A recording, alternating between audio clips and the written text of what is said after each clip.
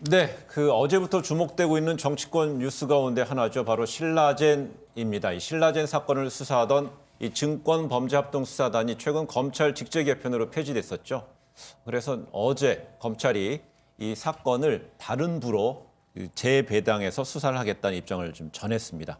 두 분, 이 신라젠 사건에 대해서 각각 어떻게 이해하고 계신지부터 한번 들어보도록 하겠습니다. 먼저 김현 전 의원부터. 제가 볼 때는 지금 이게 이미 이 사건 때문에 비공개 정보를 통해서 투자를 했던 분이 지금 감옥 살고 있는 걸로 알고 있거든요. 네. 2016년도면 박근혜 정부이고요.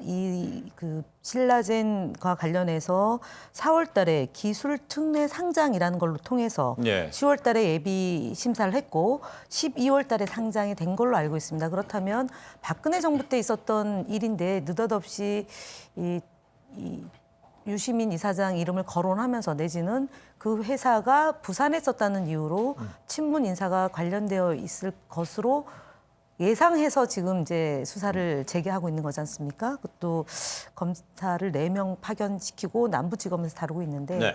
그래서 어쨌든 공수처 도입이 중요했다라는 점 하고요. 검찰이 지나치게 정치적인 행위를 하고 있지 않느냐라는 의혹을 지금 이건 통해서 또 받고 있습니다. 그래서 누구랑 가깝다 내지는 그 지역에 존재하는 회사다라고 해서 다시 이 사건을 들여다본다라는 것 자체가 어찌 보면은 선거에 총선에 영향을 네. 미치려고 하는 것 아니냐라는 세간의 의혹으로부터 자유스럽지 못하다라는 점이고 네. 많은 사건을 어쨌든 총선 이후로 지금 넘기고 있는데요.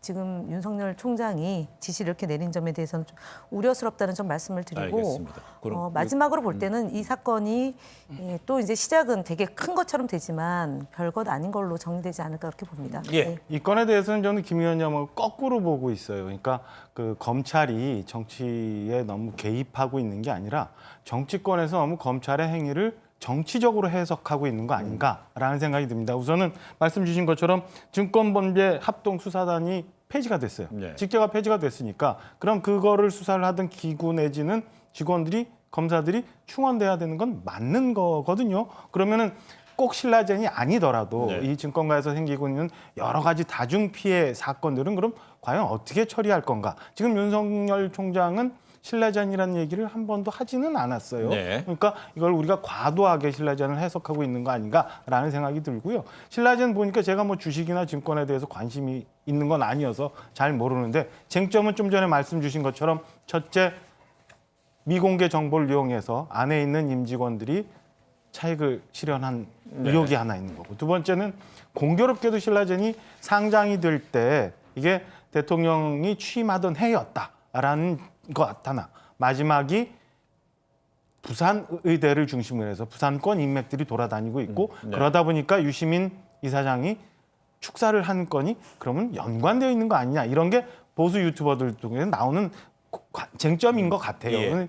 근데 뭐 이런 쟁점이 있으면 사실은 이 사건과 별개로 만약에 떳떳하다면 이걸 갖고 수사를 하든지 말든지 진실이 밝혀지면 오히려 나은 건데 굳이 이걸 정치적으로 해서 왜 지금 만지느냐 마냐라고 하고 해석을 해서 오히려 과하게 대응하는 게 오히려 안 좋은 거 아닌가라는 느낌도 저는 좀 있습니다. 예, 조금 전에 말씀하실 때 두 분이 얘기가 달랐는데 이 관련되는 신라젠이 상장된 건 2016년이기 때문에 네. 그렇죠? 정렬 그렇죠. 예 네. 제가 취임한 건 정정 17년이죠. 바로 이런 팩트가 오용이 돼서 네. 이것만 딱 짤로 만들어가지고 국민들 안에 배포가 되면 2017년도 문재인 정부에서 상장이 됐다더라라는 얘기로 오인될 수 있습니다. 정정을 그래서 하겠습니다. 근데 이제 예. 문제는 또 이제 상장은 2016년도에 됐지만은요. 또 상장을 해서 차액을 실현했던 거는 또 2017년이 예, 되는 그 거죠. 얘기를 하는 거예요. 그래서 그러다 보니까 조금 전에 이제 면역 항암제 뭐 팩사백 관련해서 뭐 기술 설명회에서 뭐 유시민 노무현재단 이사장이 축사한 걸 두고서 이제 논란이 된다고 이제 지적을 하셨는데 그것도 2015년도고요. 그거는 또. 그 유 이사장이 어떤 이야기를 했냐면은요. 무슨 의혹인지 몰라도 그런 게 있다면은 뭐 박근혜 정부 검찰이나 뭐 윤석열 사단이 나를 가만뒀겠느냐 이런 식으로 또 반발도 하고 있어요.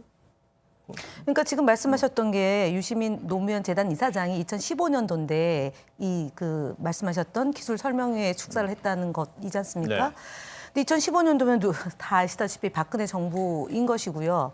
그다음에 재단 이사장이 그냥 책만 쓰는 작가의 신분이거나 아니면은 뭐 특별하게 부각되는 일이 없을 시점이죠. 근데 그렇다면 이 논리대로 간다라고 치면 유시민 이사장이 노무현 재단 이사장이 될 줄 미리 알고서 이분을 불러서 강연을 듣고 축사를 듣고 2016년도에 박근혜 정부에서 상정을 해서 2017년 돈을 벌게 하는 상당한 그 개연성을 갖고 시작을 해야 됩니다. 그래서 지금 문제는 뭐 유튜버들이 제기한 것을 왜 정치권에서 이렇게 예민하게 얘기하느냐라고 얘기를 하지만 실제로 지금 이 주제가 여기서 지금 이 시간에 다뤄지고 있다라는 점만으로도 유시민 이사장으로서는 굉장히 부담스러울 수 있다라는 점이고요. 두 번째는 말씀드렸던 것처럼 박근혜 정부에서 상장이 돼서 2017년도 문재인 대통령이 된 거는 조기 대선입니다. 구속됐기 때문에 조기 대선이 된 거고 돈 번 시점도 2017년인데 왜 거기다 갖다 붙이느냐라는 점입니다. 그래서 보수 유튜버들에 의한 마구잡이식의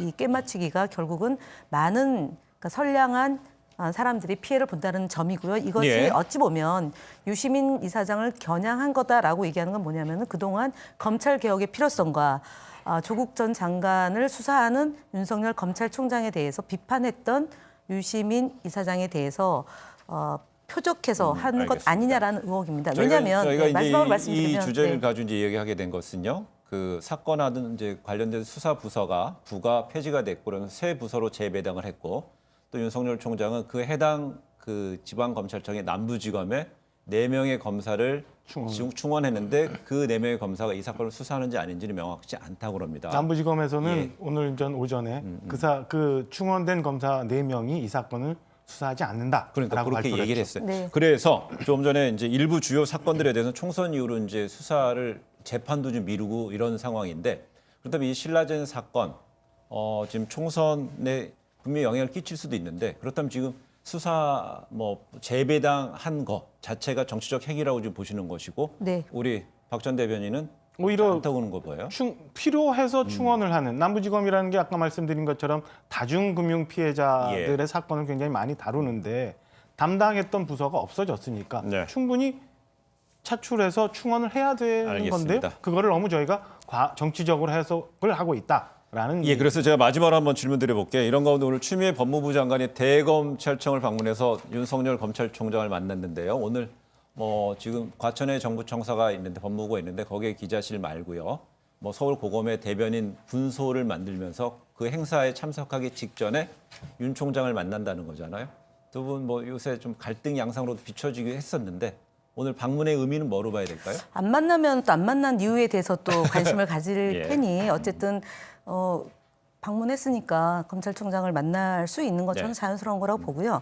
또 하나가 그 기자실을 만든 이유가 아무래도 거리가 멀어지다 보면 정보가 차단되거나 제한되기 때문에 법무부의 그런 그 의견이 제대로 전달되고 소통될 수 있는 창구를 했다라는 점에서는 저는 긍정적으로 봅니다. 그래서 안 만나는 이슈보다 만나서 대화를 나누는 것이 맞다라고 저는 봅니다. 네. 좋습니다.